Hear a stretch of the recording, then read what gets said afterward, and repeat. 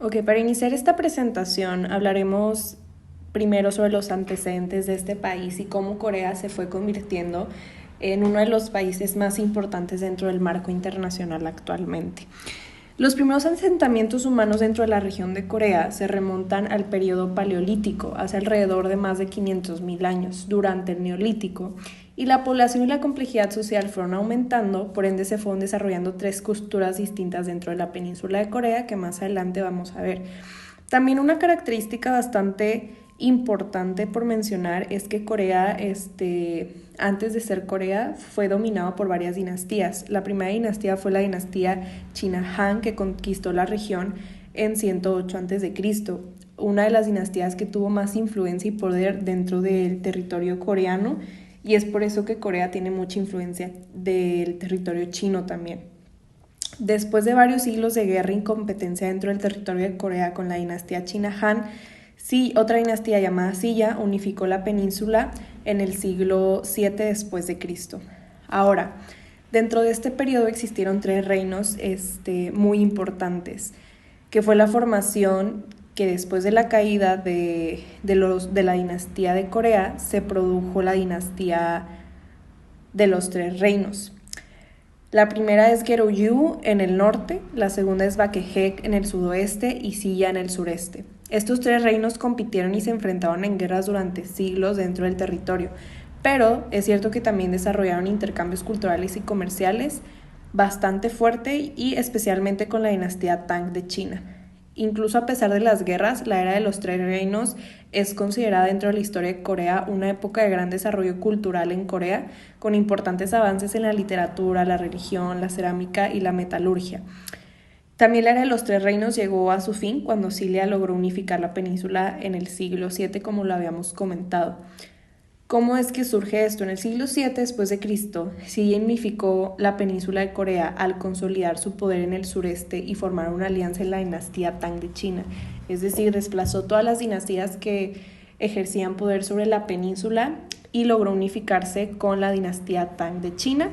Y fue así que en 668 capturó a Jeonju, la capital de Bakek, y en 676 Gyeongju fue conquistado de una coalición de la dinastía Tang y surge la unificación bajo Silla, estableciendo una nueva dinastía y un sistema político centralizado que perdujo hasta el siglo X aproximadamente, acompañado de cambios culturales y religiosos, como la introducción del budaísmo y el sistema de exámenes para funcionarios gubernamentales. Es cierto que después de la unificación de esta península, que fue bajo la dinastía Silla, existieron varias dinastías, pero como en todo el contexto histórico de todos los países, al final fue clave para el desarrollo y la perseverancia de Corea. Más adelante también estaremos viendo cómo es que Corea ha sido bastante observado en el marco internacional, ya que sabemos que actualmente Corea está dividido en dos.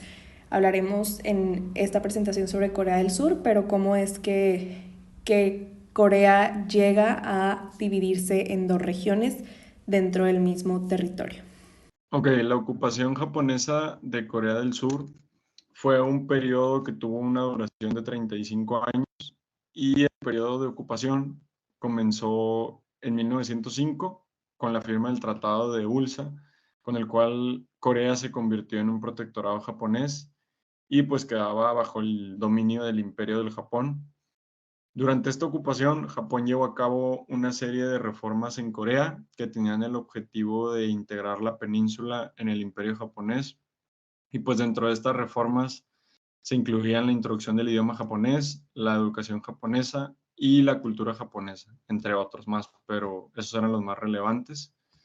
Y bueno, la ocupación también fue un periodo de represión y explotación para el pueblo coreano, ya que los japoneses expropiaron tierras a los coreanos y también obligaron a los hombres a trabajar en las industrias japonesas y pues se podría decir que sofocaron la disidencia política. Y pues la ocupación japonesa de Corea obviamente tuvo un impacto profundo en la historia y la cultura de la península y las reformas japonesas cambiaron totalmente la sociedad coreana de una manera fundamental y la represión coreana la represión japonesa dejó un legado de rencor y desconfianza entre los coreanos y japoneses que aún tiene secuelas hoy en día. Y bueno, esta ocupación terminó en 1945 con la rendición de Japón durante la Segunda Guerra Mundial.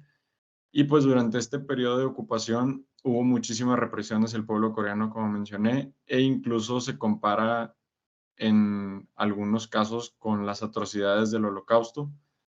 Y pues bueno, eso es todo de la ocupación japonesa. Continuando con la guerra de Corea, y pues esta fue un conflicto armado que ocurrió en Corea, enfrentando a Corea del Norte y Corea del Sur entre el año 1950 y 1953. Como lo mencioné, se enfrentaron ambas partes de Corea y Corea del Norte era apoyada por la Unión Soviética y China, mientras que Corea del Sur era apoyada por Estados Unidos y sus aliados. Las causas de esta guerra se remontan a la Segunda Guerra Mundial. Al final de la Segunda Guerra Mundial, esta península coreana se dividió en dos zonas: al norte, controlada por la Unión Soviética, y al sur, que era controlada por Estados Unidos. El gobierno comunista de Corea del Norte, quien era liderado por Kim Il-sung, quería reunificar el territorio, pero quedarse con el control, mientras que el gobierno anticomunista de Corea del Sur se opuso a esta reunificación. La guerra comenzó el 25 de junio de 1950, cuando Corea del Norte invadió Corea del Sur. La guerra de Corea y su desarrollo, esta comenzó el 25 de junio de 1950, ya que el ejército de Corea del Norte invadió Corea del Sur y pues este ejército ocupó la mayor parte del territorio y empujó a las fuerzas de Corea del Sur y de Estados Unidos hacia la parte sur de Corea. Y después las fuerzas de las Naciones Unidas, quienes eran lideradas por Estados Unidos, lanzaron una contraofensiva en septiembre de este mismo año y expulsaron a las fuerzas norcoreanas del territorio de Corea del Sur. Después, en octubre de 1950, China intervino en esta guerra con su apoyo hacia Corea del Norte y pues sus fuerzas lanzaron una contraofensiva que obligó a las fuerzas de las Naciones Unidas a retirarse. Esta guerra se prolongó durante 3 años, con intensos combates a lo largo de todo el territorio, y finalmente terminó en 1953, en julio, cuando se firmó un acuerdo que le puso fin a esta guerra, y pues este acuerdo estableció una zona desmilitarizada a lo largo del paralelo 38, y este es el que dividió la península coreana en dos. Del Norte. La historia de Corea del Norte se remonta a más de 5.000 años. La península coreana estuvo unificada durante gran parte de su historia, pero se dividió en dos estados en 1945, cuando terminó la Segunda Guerra Mundial. El norte de Corea fue ocupado por la Unión Soviética, mientras que el sur fue ocupado por los Estados Unidos. En 1948 se proclamaron dos estados independientes: la República de Corea, que es ahora Corea del Sur, y la República Popular Democrática de Corea, que es ahora Corea del Norte. Kim Il-sung. Corea del Norte se convirtió en un estado comunista con una ideología basada en el Juche, que es una interpretación coreana del socialismo. El país fue dirigido por Kim Il-sung, que fue un líder carismático que gobernó hasta su muerte en 1994. Nació en 1912 en una familia pobre en una provincia de Corea, y en su juventud se unió al movimiento antijaponés, que luego se convirtió en un líder guerrillero. Tras la derrota de Japón en la Segunda Guerra Mundial, Kim Il-sung regresó a Corea y se convirtió en el líder del Partido del Trabajo de Corea en 1948. Kim Il-sung también fue responsable de la Guerra de Corea, que duró desde 1950 hasta 1953. Como mencionado anteriormente, murió en 1994, pero su legado sigue siendo importante en Corea del Norte. Él es considerado el padre fundador de la nación, y su imagen se encuentra alrededor de todo el país. Fue una figura controvertida, fue un líder eficaz que unificó a Corea del Norte y la convirtió en una potencia regional. Sin embargo, también fue un dictador que reprimió a su pueblo y los llevó a la guerra. La Guerra Fría. Corea del Norte fue un actor importante en la Guerra Fría, jugando un papel central en la Guerra de Corea y en la continua división de la península coreana. La intervención de China en el conflicto demostró que el comunismo era una fuerza poderosa que no podía ser ignorada por los Estados Unidos y por sus aliados. Corea del Norte luego se convirtió en un estado satélite de la Unión Soviética y su gobierno siguió una ideología comunista de línea dura. El país se convirtió en una fuente de tensión constante entre los Estados Unidos y la Unión Soviética, y su programa nuclear y de misiles sigue siendo una preocupación para la seguridad regional. Ahora, para continuar con esta presentación, hablaremos de Kim Jong-il y de Kim Jong-un. Para empezar, Kim Jong-il fue el líder supremo de Corea del Norte desde 1994 hasta su muerte en 2011. Él sucedió a su padre, Kim Il-sung, que fue consolidado así una dinastía. Durante su mandato, Corea del Norte experimentó tensiones internacionales debido a su programa nuclear. Kim Jong-il también implementó políticas que perpetuaron el culto con la personalidad y la opresión política de su país. Su legado está marcado por la continuidad de un régimen autoritario y hermético en Corea del Norte, y algo que destaca de este político es su participación durante las guerras con Estados Unidos y conflictos internacionales muy importantes. Y pues también destaca por su programa nuclear de Corea del Norte, que ha sido preocupación internacional. Este inició en la década de 1980 y buscaba el desarrollo de armas nucleares. En 2013 retiraron el Tratado de No Proliferación Nuclear y realizaron pruebas nucleares en 2006. Y bueno, estas pruebas nucleares generaron tensiones y sanciones internacionales, y a lo largo de los años Corea del Norte ha continuado con pruebas nucleares y lanzamientos de misiles desafiando las resoluciones de la ONU, y este programa ha sido motivo de preocupación global debido a las implicaciones en la seguridad regional y mundial. Después de este político y después de su muerte en el 2011, Kim Jong-un, el actual líder supremo de Corea del Norte, pues sucedió a su padre tras su muerte en 2011, y él nació en 1983 y asumió el poder en el 2011. Dentro de su acta de nacimiento no se sabe si nació en 1983 o 1984, ya que la información personal de estos políticos ha sido restringida por la misma censura y la restricta política que hay en este país.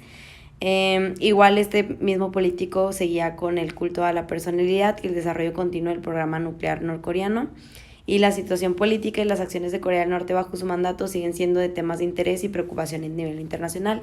Para mencionar cómo ha sido su gobierno de este ente político, pues su gobierno se caracteriza por un sistema político autoritario y totalitario. Esto quiere decir que el poder recae en una sola persona y no se puede desafiar, y los mandatos se tienen que acatar.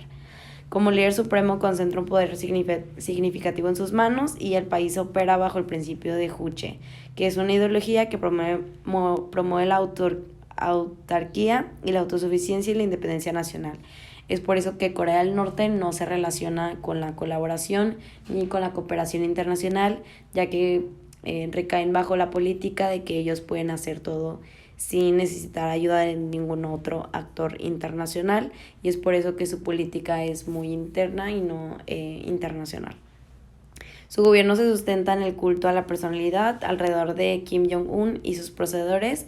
Dentro del país se pueden encontrar muchos monumentos a referencia o alabanza de estos entes políticos, y la religión también es muy escasa. Es por eso que nada más se encontrarían referencias a estos políticos y no a algún ser religioso o a ningún otro algún otro líder. En el control del Estado sobre la información es estricto y la disidencia política está severamente reprimida. Las Fuerzas Armadas tienen un papel crucial y el programa nuclear ha sido una prioridad estratégica, generando tensiones con la comunidad internacional. Es por eso que ningún otro país ha querido intervenir en el país de Corea del Norte, ya que puesto que está muy restringido, si algún país quisiera intervenir o hacer algo al respecto, se vería intervenido en las consecuencias nucleares que tendrían. Es por eso que ningún país se arriesga a tener problemas con Corea del Norte. Bueno, ahora vamos a pasar con el modelo de desarrollo entre Corea del Sur y México. México y Corea del Sur son dos países con economías emergentes que han experimentado un crecimiento significativo en las últimas décadas. Sin embargo, sus modelos de desarrollo han sido muy diferentes, lo que ha llevado a resultados muy distintos. En el caso de Corea del Sur, se ha seguido un modelo de desarrollo basado en la industrialización orientada a la exportación.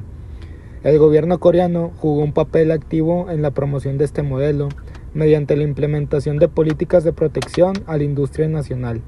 subsidios a las exportaciones y fomento de la inversión extranjera. Este modelo ha sido muy exitoso para Corea del Sur, que se ha convertido en una de las economías más avanzadas del mundo. En la actualidad, Corea del Sur es un importante productor de bienes electrónicos, automóviles, acero y productos químicos. Ahora vamos al caso de México, que por su parte ha seguido un modelo de desarrollo basado en la apertura comercial. El gobierno mexicano ha firmado una serie de tratados de libre comercio con países de todo el mundo con el objetivo de aumentar las exportaciones y atraer la inversión extranjera. Este modelo ha tenido algunos éxitos, como el aumento de las exportaciones y la inversión extranjera. Sin embargo, también ha tenido algunos fracasos, como el estancamiento del crecimiento económico y el aumento de la desigualdad. Entonces, viendo los casos de estos dos países, sus principales diferencias son la orientación, ya que el modelo coreano está orientado a la exportación, mientras que el modelo mexicano está orientado a la apertura comercial. También la intervención del gobierno, ya que el gobierno coreano ha jugado un papel activo en la promoción del desarrollo, mientras que el gobierno mexicano ha tenido un papel más pasivo. Y por último, los resultados, ya que el modelo coreano ha sido muy exitoso con un crecimiento económico sostenido y un alto nivel de desarrollo, mientras que el modelo mexicano ha tenido algunos éxitos, pero también ha tenido algunos fracasos. Bueno, ahora continuando con el sistema político de Corea del Sur, pues el sistema político es una república democrática presidencialista. El presidente es el jefe de Estado y el primer ministro es el jefe de gobierno. La actual república, que es la Sexta República, comenzó con la reforma de 1988 y pues esta reforma estableció las bases para que Corea se convirtiera en una democracia parlamentaria. El poder se divide en ejecutivo, legislativo y judicial. El ejecutivo está encabezado por el presidente y este es elegido por voto popular cada 5 años. El poder legislativo está encabezado por la Asamblea Nacional, que está compuesta por 300 miembros, que son elegidos cada 4 años, igual por voto popular. Y por último, el Poder Judicial está encabezado por la Corte Suprema, que esta está compuesta por 15 jueces que son elegidos por el presidente, pues sí, por el presidente, con la aprobación de la Asamblea Nacional. Ya después, el sistema económico de Corea del Sur, pues es un mercado capitalista, sin embargo, el gobierno sí tiene un papel en la toma de decisiones. Se divide en 3 sectores, que son el sector industrial, el sector de servicios y el sector de agricultura. Y el sector industrial es el más importante, representa el 30% del PIB. Y pues los principales sectores de la industria son la electrónica, la de automotriz, la construcción naval, la química y la siderurgia. Y pues ya para finalizar, Corea del Sur, el comercio exterior representa el 50% del PIB del país y los principales socios son China, Japón, Estados Unidos y la Unión Europea. Música tradicional coreana. Las raíces de la música tradicional coreana son conocidas como gugak. Esto también incluye la danza, el canto y los instrumentos tradicionales coreanos. La presencia del gugak se encuentra en diferentes formas de expresión de arte, como los recitales, los conciertos, danzas o teatros. Todo esto se caracteriza por estar repleto de sentimientos y de emociones muy fuertes y muy especiales. También es importante recalcar la conexión muy fuerte que tienen las culturas asiáticas con la naturaleza. En esto también, obviamente, incluido la cultura coreana. Los instrumentos que se utilizan en gugak son hechos de elementos de la naturaleza, como la madera, la seda, el bambú o la caña. Las viviendas tradicionales Hanok. En la cultura coreana, la arquitectura se destaca mucho por su adaptación al entorno natural, como ya vimos también con las expresiones de arte. Todo esto viene de la mano con la naturaleza. Los coreanos se preocupan por construir hogares que armonicen con su entorno. El hanok es la típica vivienda coreana. Su construcción se suele encontrar en la parte posterior de las colinas o montañas donde las casas se protegen de los vientos fríos. Las hanoks se construyen con madera y sus techos son de tejas elaboradas a base de pajas secas. Estas hanoks son muy firmes y pueden soportar bien el paso de los siglos. De hecho, hoy en día existen todavía muchas viviendas que tienen muchísimos años y que siguen siguen siendo viviendas muy estables y que las siguen usando. La vestimenta tradicional. El hanbok es el atuendo tradicional coreano. Ha mantenido su característica tradicional básica a lo largo de los 5.000 años de historia de Corea, mientras que sus estilos y formas han evolucionado de diversas maneras según el estilo de vida, las condiciones sociales y el gusto estético de la época. Sin embargo, han mantenido básicamente el mismo estilo desde hace muchísimos años. Esta vestimenta tradicional se compone de blusas de mangas largas y amplias y una falda que llega justo debajo del busto y se remata con una cinta. El color de estos vestidos es muy variado y la mayoría llevan delicados bordados.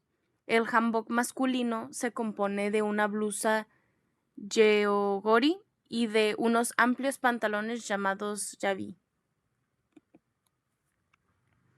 La religión.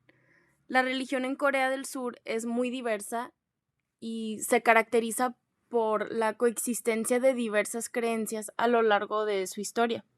Sin embargo, más de la mitad de la población de Corea no se consideran personas sin religión o no están afiliadas a una religión en particular.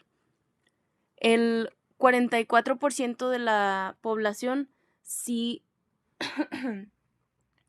tienen religión y de estas el 45% se identifican como protestantes, el 35% como budistas, el 18% como católicos y el 2% se denomina como otras creencias y entre estas está el confucianismo, el budismo won y otras creencias. Sin embargo, en la vida cotidiana de los surcoreanos, el budismo y el confucianismo poseen un rol muy fundamental en la cultura. Cuando pensamos en Corea del Norte no pensamos en que tienen bastante tecnología, más sin embargo Corea del Norte también está bastante avanzada. Uno de ellos es el campo de la energía solar. Hacer producción propia y tener los recursos necesarios para ella, todo el país está llenando de paneles solares, cosa que podemos ver en todas las nuevas viviendas construidas en los últimos años. En las más antiguas se está incorporando poco a poco y en muchas ciudades, como en el caso de Kaesong, ya las podemos ver en cada terraza. Tras el desarrollo de esta energía que ya ha sido aplicada en medios de transporte, de hecho en 2016 Corea del Norte anunció la creación de los primeros barcos que únicamente utilizaban ese tipo de energía para su desplazamiento. Este creó bastante impacto mundial, llegando incluso a salir en algunos medios de comunicación. Actualmente Corea presenta logros notables en la generación, desarrollo y aplicación de tecnología de frontera en semiconductores, circuitos integrados, equipos y redes de comunicación, pantallas digitales, teléfonos móviles, automóviles y dispositivos electrónicos inteligentes. La mayor parte del notable despegue económico del país se deriva del proceso de industrialización que caracteriza su modelo de desarrollo. La gestión industrial ha sido eficaz para combinar los recursos nacionales existentes con el aprovechamiento de tecnología extranjera disponible a través de esquemas de inversión productiva y transferencias directas de conocimiento científico e industrial. La clave del desarrollo coreano se encuentra en el acertado diseño de la política industrial que ayudó a absorber rápidamente la tecnología disponible, incluida la incorporada en instalaciones de producción cuya fase inicial se implementó entre 1960 y 1980 y que corresponde con la primera etapa de industrialización del país. En esta fase, Corea se concentró en afianzar su competitividad internacional vía el impulso a la manufactura de productos básicos, los cuales evolucionaron en sofisticación, calidad y precio en el tiempo. Con esto damos terminada la presentación. Muchas gracias por la atención.